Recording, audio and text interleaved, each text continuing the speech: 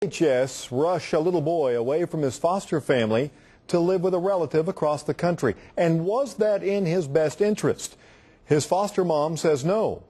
Adriana Ivashinsky tells us the foster mom is fighting DHS to protect this little boy. This foster mother is devastated. She's taken care of little Lawrence for the past 10 months, nearly half of his young life, after his mom and dad terminated their parental rights.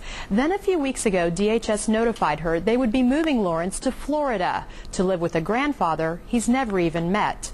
Throw it, throw it. Little Lawrence Hotaling has only known love from his foster family. They treat him like one of their own. My family just took him right in. I mean, there was no, who's this child? No, they just took him right in and loved him, and all my family loves him so much. This was the first time Sheila Morgan fostered a child, and she took her responsibility seriously. That's because Lawrence is a special needs child. He has asthma and some other medical needs that are both costly and require special attention. He needs constant attention. And I was able to provide that. So Sheila was alarmed when DHS notified her in June that they'd be removing him from her home within 5 days. They rubber stamp everything. It's like they don't have a heart. They definitely rushed it. They provided my client with the minimum notice that was required by statute. Attorney Dan Stake represents the foster family. He says DHS could have given more notice. Who in their right mind, honestly, would think that this instantaneous transfer of this 17-month-old child from this family that loves and cares for him and with whom he's bonded, who would think that it makes sense to just pluck him from that environment and place him with people that he's never met?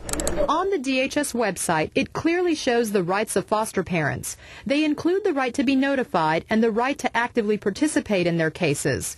But Sheila says that never happened. She initially fought the transfer in court and won. But this week a judge ruled the transfer would take place, and little Lawrence is now in Florida with his grandfather. At least he'll have a second family that he can fall back on if needed. We will always be waiting for him.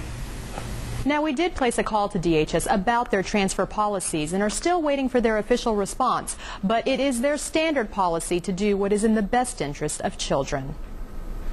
And the decision to place a foster child across state lines is made by the child's caseworker. But in most cases, those caseworkers do try to place the child with their biological family if that's possible.